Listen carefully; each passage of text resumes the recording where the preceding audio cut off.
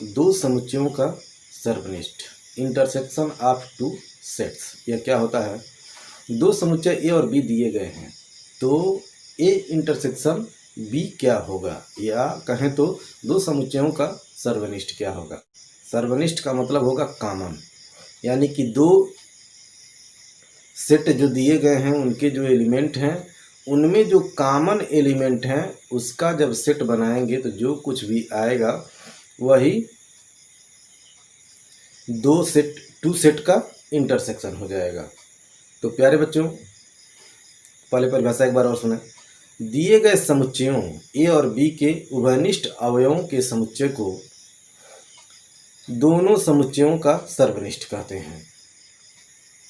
अब और उसको पढ़ते हैं ए इंटरसेक्शन बी, और उसको पढ़ते हैं ए इंटरसेक्शन बी। तो आइए देखते हैं ए इंटरसेक्शन बी को रिप्रेजेंट कैसे करते हैं और ए इंटरसेक्शन बी कैसे निकालते हैं। तो सेट ए और सेट बी के सर्वनिष्ठ को ए इंटरसेक्शन बी, ए और उल्टा यू, दो सेट के बीच में उल्टा यू लिखेंगे इस तरह से, ए लिखिए और यू, उल्टा यू कर दीजिए और बी, यह ए इंटरसेक्शन बी हो जाएगा।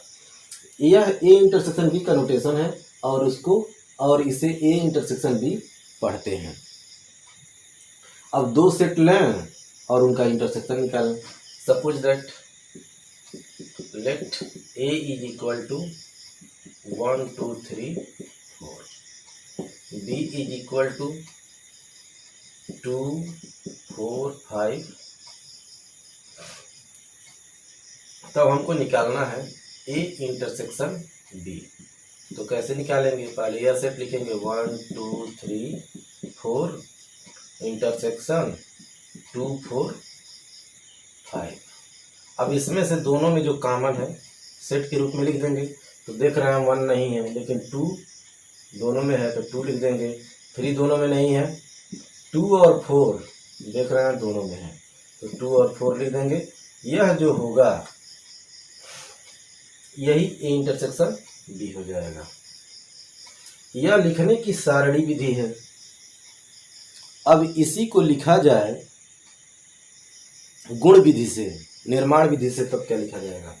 तो लिखेंगे ए, यह है सारणी विधि,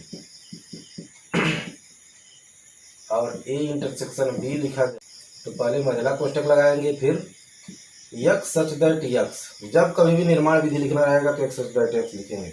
x is element of A और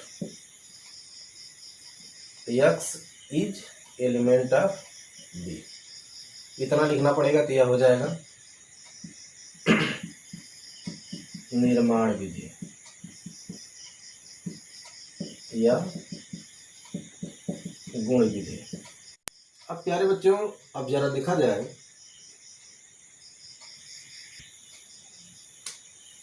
प्यारे बच्चों, अब एक इंपॉर्टेंट पॉइंट देखते हैं।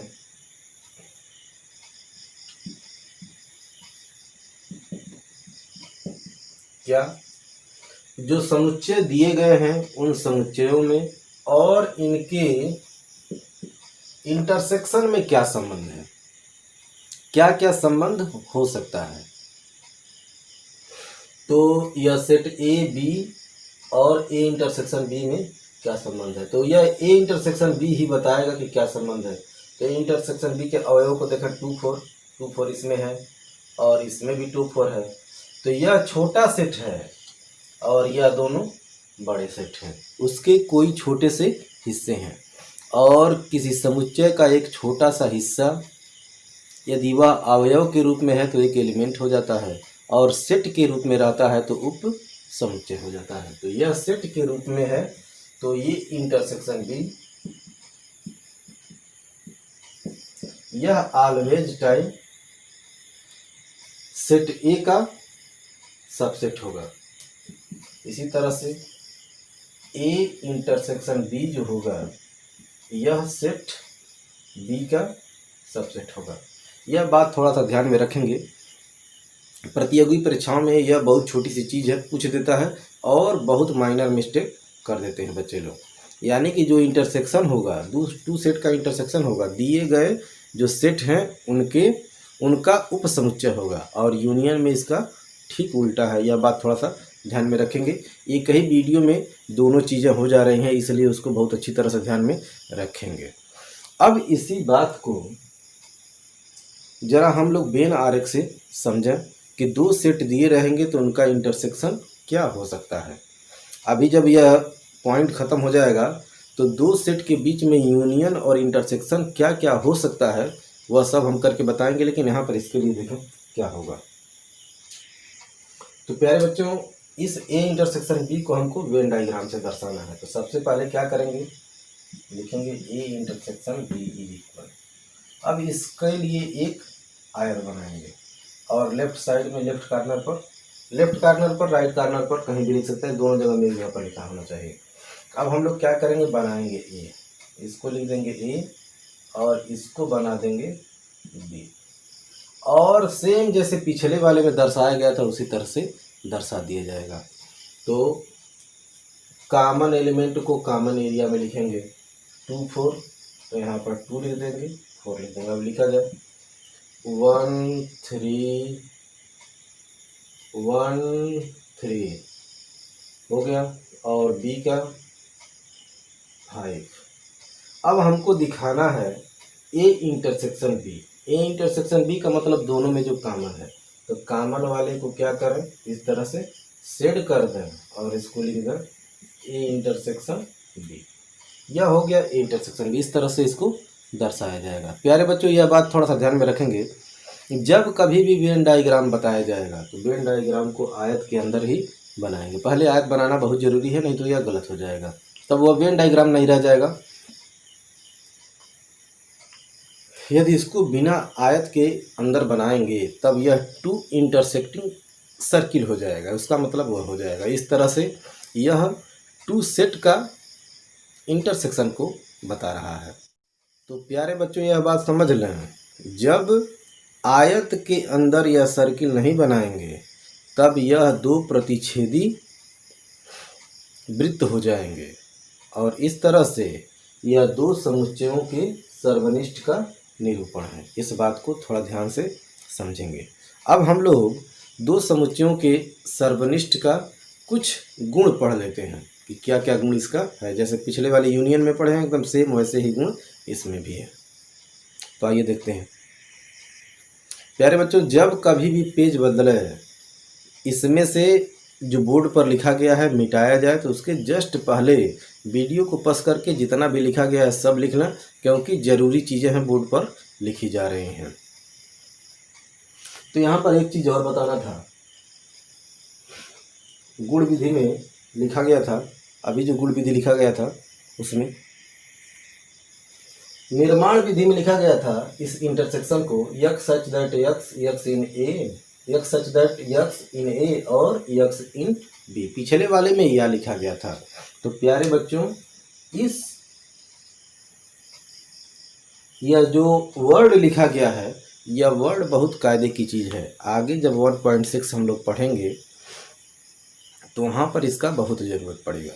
तो एक इम्पोर्टेंट ट्रिक यह भी है, जब किसी इबारती प्रश्न में और आए तथा आए तो वहाँ पर या तो दोनों का इंटरसेक्शन निकालना है और नहीं तो दोनों का इंटरसेक्शन दिया गया है, तब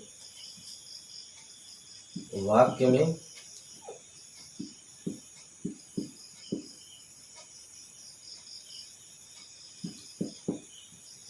और तथा हो तो क्या करेंगे,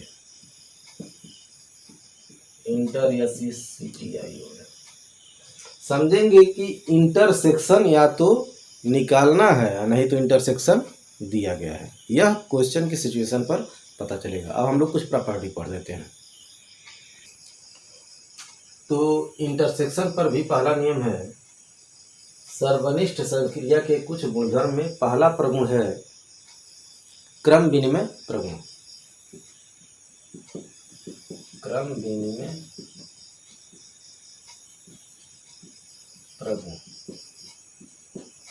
क्रम विनिमय प्रगुण का मतलब होता है क्रम का परिवर्तन, यानी कि 2 सेट ए और बी हैं, इनका इंटरसेक्शन तो क्रम बदलेंगे तो यह बी इंटरसेक्शन ए हो जाएगा। तो दो समुच्चयों के लिए उनका इंटरसेक्शन क्रम विनिमय प्रगुण का पालन करता है। तो कैसे इसको प्रूफ करेंगे? तो दो सेट ले लें, let A is equal to 0 1 2 3 और दूसरा सेट ऐसा लें कि उसमें कुछ कॉमन हो। बी इज इक्वल टू मान लीजिए 3 4 5 ले लें। तब ए इंटरसेक्शन बी देख रहे हैं दोनों में 3 कॉमन है, तो लिखेंगे कैसे? 0 1 2 3 इंटरसेक्शन 3 4 5। तो यह कितना हो जाएगा? 3 हो जाएगा। इसी प्रकार बी इंटरसेक्शन ए जब निकालेंगे तो 3 4 5 इंटरसेक्शन 0 1 2 3। तो यहाँ पर भी 3 हो जाएगा। देख रहे हैं कि यह सत्य है। लेकिन सपोज दैट कहीं ऐसा आ जाए कि एलिमेंट कॉमन ही ना हो, तब क्या होगा? यह तो पहली स्थिति हो गया।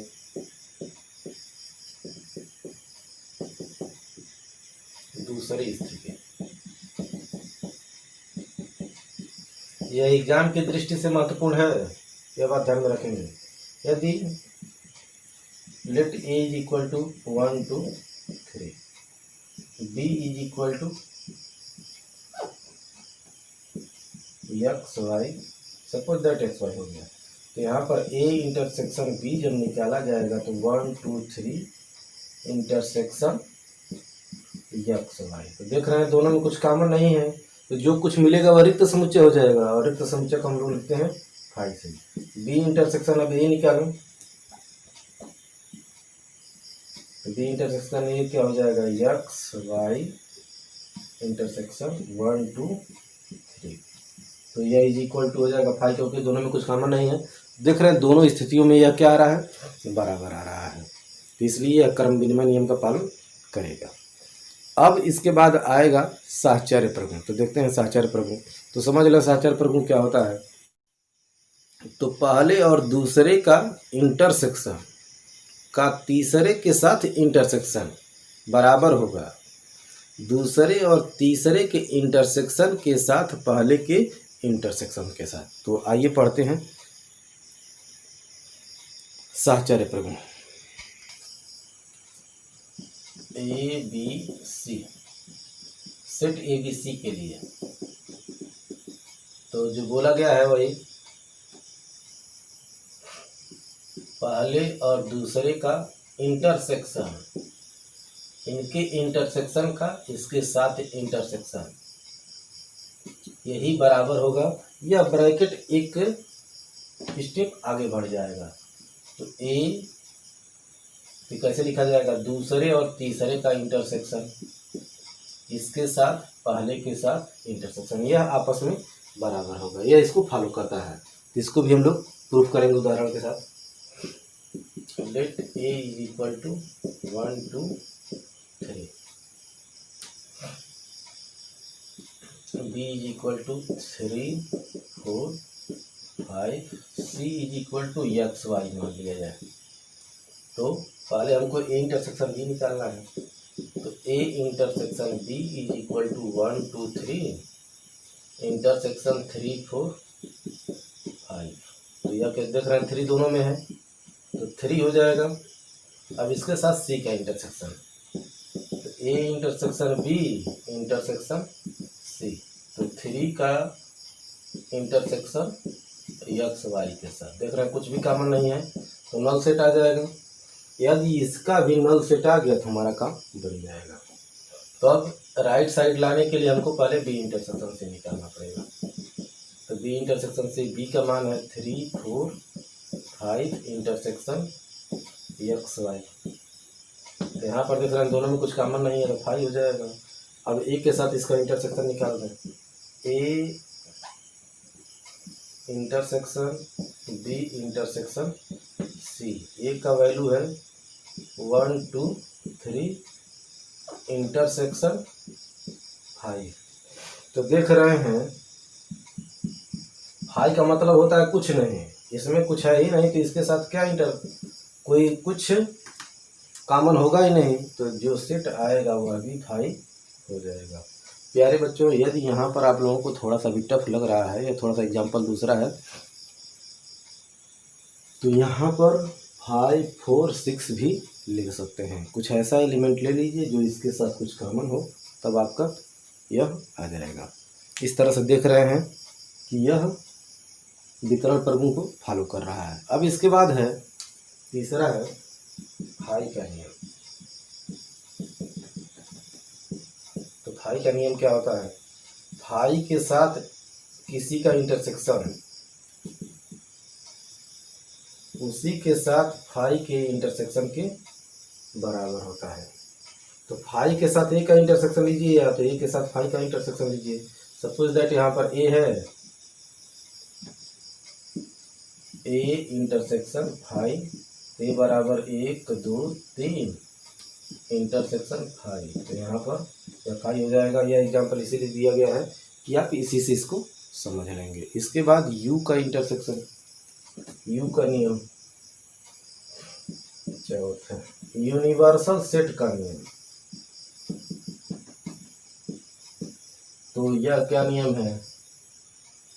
कोई भी सेट लेंगे, इसके साथ जब इंटरसेक्शन निकालेंगे तो वह दिए गए सेट के बराबर ही होगा। यानी कि U का इंटरसेक्शन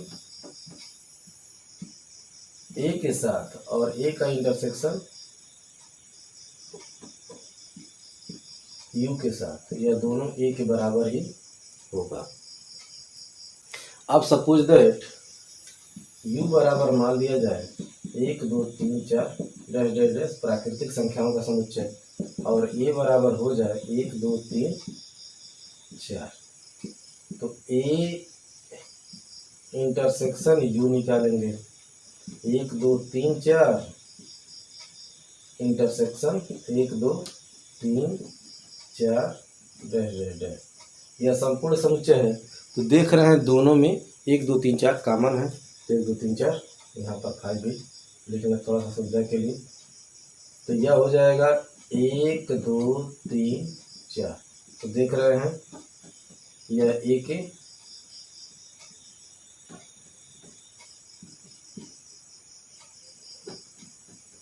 देख रहे हैं यह ए के बराबर है। अब इसी तरह से इसका उल्टा देख लो, U इंटरसेक्शन ए, 1, 2, 3, 4, 5, इसके साथ इंटरसेक्शन लेना 1, 2, 3, 4 का। तो देख रहे हैं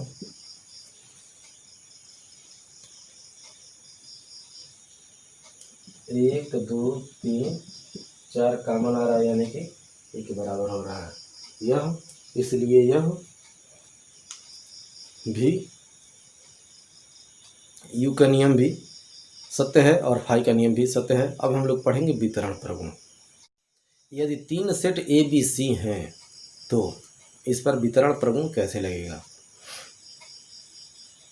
दूसरे और तीसरे का यूनियन लेना है और जो आएगा पहले के साथ इंटरसेक्शन लेना है।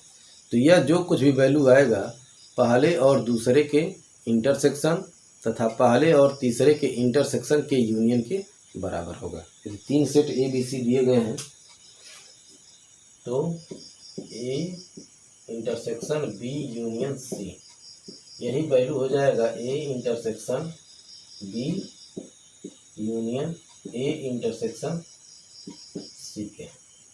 अब इसको थोड़ा सा एग्जाम्पल के साथ देखें। अब यहाँ पर एग्जाम्पल ऐसे दिया जाएगा, कुछ ऐसे एलिमेंट होने चाहिए जो ए में भी हो, बी में भी हो और सी में भी हो। यह बात थोड़ा सा ध्यान में रखेंगे, नहीं तो यह सब फाई फाई रहने लगेगा। तो A is equal to 1, 2, 3, B is equal to 3, 4, 5 और सी इज इक्वल टू, पहले ही बोले हैं कुछ कॉमन रहना चाहिए, 3, 6, 7। तो बी इंटरसेक्शन सी निकालना, पहले left side, B union C निकालना। तो B union C equal to 3 4 5 union 3 6 7। तो मिला करके लिखेंगे इसको तो यह हो जाएगा 3 4 5 6 7। अब इसका ए के साथ इंटरसेक्शन निकालना है। A intersection B union C is equal to 1 2 3 intersection of 3 4 5 6 3 4 5 6 7 is equal to हो जाएगा 3। प्यारे बच्चों, यदि कुछ कॉमन नहीं एलिमेंट ले रहे हैं तो यहाँ पर 5 आ जाएगा। यह बात थोड़ा सा ध्यान में रखें। अब हमको निकालना है A intersection B. A intersection B यह तो 1 2 3 इंटरसेक्शन बी 3 4 5 तो यहाँ से आ जाएगा 3। अब ए इंटरसेक्शन सी निकालें तो ए के साथ 1 2 3 और इसका इंटरसेक्शन 3 6 7। तो यहाँ से देख रहे हैं दोनों में 3 कॉमन है, 3 हो जाएगा। अब इसके बाद से इसका और इसका यूनियन लेना है तो A intersection B union A intersection C तो यह 3 यूनियन 3 तो दोनों कॉमन है तो एक ही लिखा जाता है तो यह 3 हो जाएगा। देख रहे हैं दोनों पक्ष आपस में बराबर हो गए। इस प्रकार हम लोग सर्वनिष्ठ संक्रिया पर जितने गुणधर्म होते हैं सारे गुणधर्म पढ़ लिए। अब आइए देखते हैं नेक्स्ट। प्यारे बच्चों, अब हम लोग यह देखेंगे दो समुच्चयों का इंटरसेक्शन वेन आरेख डायग्राम से कैसे समझा जाएगा, इसकी क्या क्या स्थितियां हो सकती हैं। तो मान लीजिए पहली स्थिति यह है जब ए और बी असंयुक्त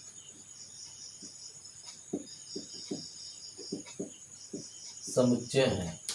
असंयुक्त का मतलब दोनों में कोई भी अवयव कॉमन नहीं है। तब हम लोग क्या करेंगे, इसका वेन डायग्राम बनाने के लिए एक आयत बनाएंगे और एक सेट ए इधर लगा देंगे और एक सेट बी इधर बना देंगे। जब ए और बी असंयुक्त समुच्चय है, असंयुक्त समुच्चय का मतलब होता है कि दोनों समुच्चय में कोई भी एलिमेंट कॉमन नहीं है, तब इनका ए इंटरसेक्शन बी निकालेंगे तो यह फाई आएगा। और यहाँ पर भी देखिए दोनों में कुछ कॉमन नहीं है, दोनों सेट अलग अलग हैं। तो दूसरा, जब ए और बी संयुक्त समुच्चय है। संयुक्त समुच्चय का मतलब यह है कि कुछ न कुछ उनमें कॉमन है। तब यहाँ पर पहली स्थिति क्या हो जाएगी, जब ए और बी सेट ए और बी में कुछ अवयव उभयनिष्ठ हैं। उभयनिष्ठ है मतलब क्या हो जाएगा कि दोनों में कुछ न कुछ कॉमन है। तो इस तरह से इसको वेन डायग्राम से बनाएंगे। यहाँ पर यू लिख देंगे, ए बराबर मान लीजिए ए बी सी और बी बराबर बी सी डी। तब क्या होगा, देख रहे हैं कि इसमें बी सी कॉमन है तो सेट ए बनाएंगे, इसमें लिखेंगे और सेट बी बनाएंगे, दोनों एक दूसरे को कट करते हुए बनाएंगे। और देख रहे हैं कि यहाँ पर कुछ कॉमन है, जो कॉमन है वो कॉमन एरिया में लिखा जाता है बी सी और यहाँ पर ए और यहाँ पर डी लिख देंगे और इसको डी लिख देंगे। तो यह जो होगा यह ए इंटरसेक्शन बी हो जाएगा। अब इसके बाद से दूसरा स्थिति है जब ए सबसेट बी हो, यानी ए बी का उपसमुच्चय हो। तब कैसी स्थिति होगी,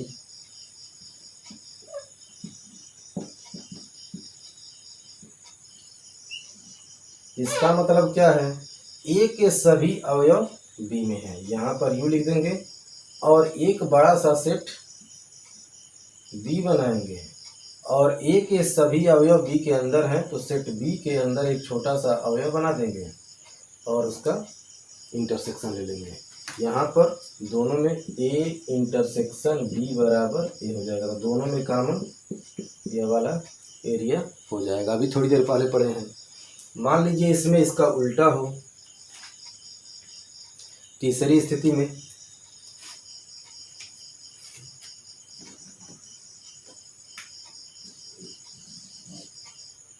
मान लीजिए बी सबसेट ऑफ ए हो, तब क्या होगा? तब हम लोग क्या करेंगे, एक आयत बनाएंगे, यहाँ पर यूँ लिखेंगे बी के सभी अवयव ए में है, यानी कि ये बड़ा सेट है तो एक बड़ा सा सेट बनाएंगे ए और उसके अंदर एक छोटा सेट बनाएंगे बी और दोनों का इंटरसेक्शन ले लेंगे। तो इंटरसेक्शन का मतलब ये अवयव जो दोनों में कॉमन हो, तो यहाँ पर ए इंटरसेक्शन बी बराबर हो जाएगा बी। तीन स्थितियाँ, चार स्थितियाँ हो गई, यह तीसरा था और यह चौथा था। अब नेक्स्ट देखते हैं। प्यारे बच्चों, अगला टॉपिक है दो समुच्चयों का अंतर, डिफरेंस ऑफ टू सेट्स। तो इसमें क्या होगा, दो समुच्चय मान लीजिए ए और बी हैं, तो उनका अंतर भी एक समुच्चय होगा और वह ऐसा समुच्चय होगा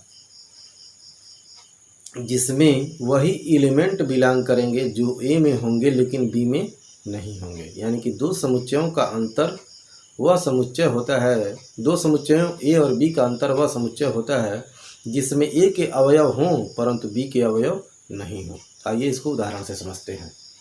सपोज दैट ए बराबर हो गया ए बी सी डी और बी बराबर हो गया सी डी ई। अब देख रहे हैं कि कुछ एलिमेंट कॉमन है, तो जो कॉमन है कट जाएंगे। अब हमको निकालना है ए माइनस बी, तो यहाँ पर लिखेंगे ए बी सी डी। अब हमको यहाँ से ए डिफरेंस बी निकालना है, तो ए का वैल्यू रखेंगे A B C D difference या तो माइनस सी डी ई। अभी बताया गया है कि ए माइनस बी वह समुच्चय होगा जिसमें ए के अवयव होंगे लेकिन बी के अवयव नहीं होंगे। यदि दोनों में कुछ कॉमन है तो वह कट जाएगा। देख रहे हैं सी डी कॉमन है तो सी डी इसमें से कट जाएगा, ए और बी बच जाएगा। यहाँ पर ई का कोई मतलब बी का अवयव से कोई मतलब ही नहीं है। इसी तरह से suppose that B minus A यदि निकाला जाए तो क्या होगा, C D E minus A B C D. अब यहाँ से घटाया जाएगा तो सी डी कट जाएगा और इसमें यह देखा जाएगा कि जिसमें से घटाया जा रहा है उसमें क्या कुछ बच रहा है कि नहीं, वहीं पर लिखा जाएगा। तो यहाँ से या तो ए माइनस बी समझ लीजिए, बी माइनस ए समझ लीजिए। अब ए माइनस बी को यह तो सारणी विधि से लिखा गया है, अब ए माइनस बी को यदि निर्माण विधि से, गुण विधि से लिखा जाए तब कैसे लिखेंगे, यक्स सच दैट यक्स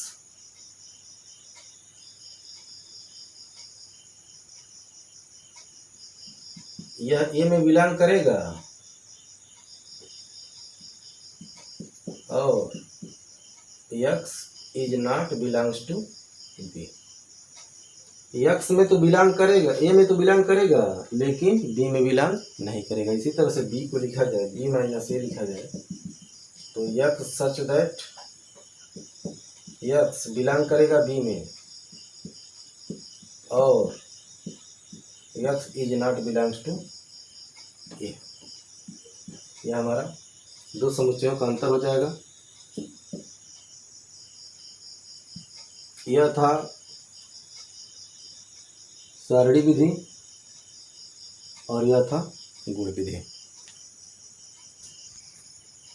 अब दो समुच्चयों का अंतर रहे तो उसको वेन डायग्राम से कैसे दर्शाया जाएगा। तो यहाँ पर भी मान लीजिए दो सेट ए और बी हैं, जब ए और बी असंयुक्त समुच्चय है तब क्या होगा,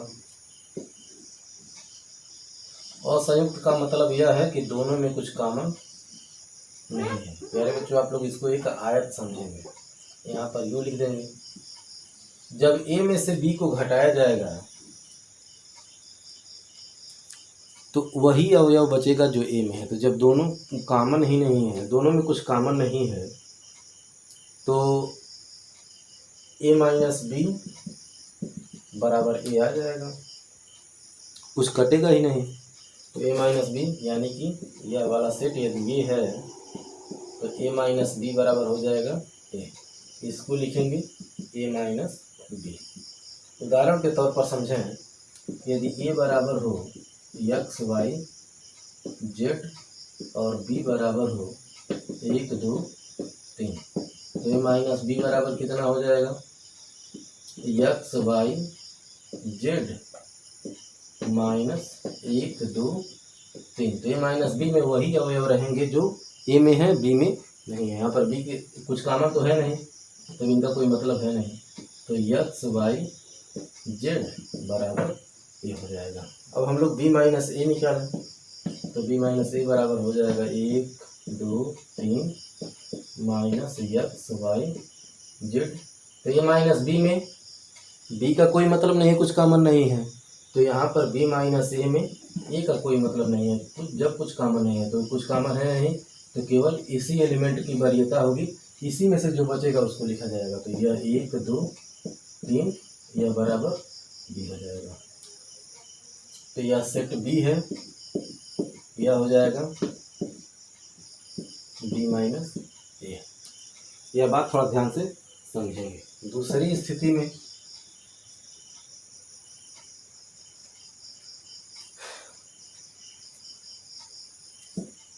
जब ए और बी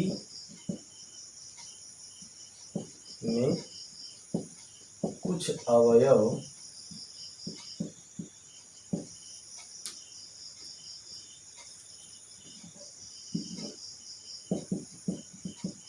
उभयनिष्ठ है, तब क्या होगा? यह यू हो गया, यह ए हो जाएगा, यह ए कह दीजिए या बी कह दीजिए, और यह दोनों में उभयनिष्ठ कह दीजिए। तो हमको केवल ए माइनस बी चाहिए, यानी कि ए के अवयव। तो यह क्या बचेगा? ए वाला बचेगा और जो कॉमन रहेगा वो कट जाएगा। तो यह जो शेडेड एरिया है वह हो जाएगा ए माइनस बी। अब इसके बाद से यहीं पर b माइनस ए यदि निकाला जाए तब क्या होगा? तो फिर से एक आयत बनाएंगे, यहाँ पर u लिखेंगे और एक सेट a बनाएंगे और एक सेट b बनाएंगे। ध्यान देंगे कि दोनों में कुछ कॉमन है। तो b में से a को घटाया जाएगा, तो b के अवयव होंगे और a के अवयव नहीं होंगे। तो a के अवयव घट जाएगा और इधर वाला घट जाएगा। तो यह वाला जो बचेगा वह b माइनस ए हो जाएगा। देखिए इसमें केवल b के अवयव कॉमन कोई नहीं है, तो यह हो जाएगा b माइनस ए। अब सबसेट वाली स्थिति देख लें, यह b माइनस ए फिगर में दिखाई नहीं दे रहा था। अब सबसेट हो तब क्या होगा? इसमें यह ए था। जब ए सबसेट b है तो दो समुच्चयों का अंतर क्या होगा?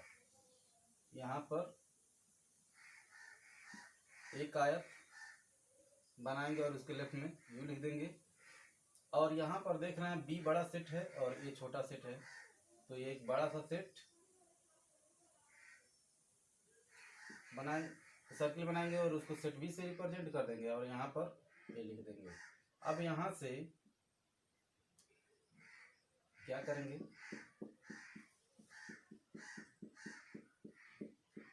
यह जो एरिया है शेडेड एरिया, यह b माइनस ए को रिप्रेजेंट करेगा। और यहाँ से दूसरी स्थिति a माइनस बी जब निकाला जाएगा तो यह फाई हो जाएगा, जिसे वेन डायग्राम से नहीं दिखाया जा सकता है। प्यारे बच्चों, अगले वीडियो में हम लोग एक्सरसाइज नंबर 1.5 पढ़ेंगे। Thanks, have a nice day.